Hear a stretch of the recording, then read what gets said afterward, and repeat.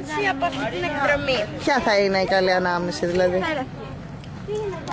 Λοιπόν, καλή ανάμνηση θα είναι ότι ήρθαμε εδώ πέρα, συγκεντρωθήκαμε, μάθαμε καινούργια πράγματα που δεν τα ξέραμε. Όπως τι δηλαδή?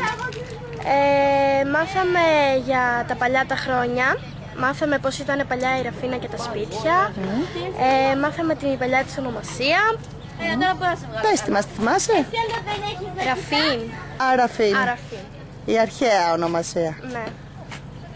Και από πού ήρθαν οι κάτοικοι, θυμάσαι? Η Μικρά Ασία το 1922, τότε που έγινε η καταστροφή της Μύρνης. Ναι, ρε, Παναγιώτης Μανταλιάς, χάρηκα. Αχα.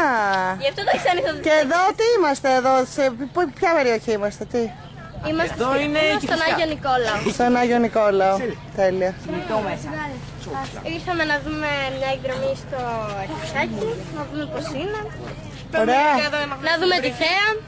Ωραία είναι εδώ. Είδατε που ήμασταν, εκεί κάτω. Είναι πάρα πολύ ωραία η θέα. Είναι μοναδικά. Είναι από τα καλύτερα μέρη που μπορείς να πας στην Αθήνα. Τέλεια.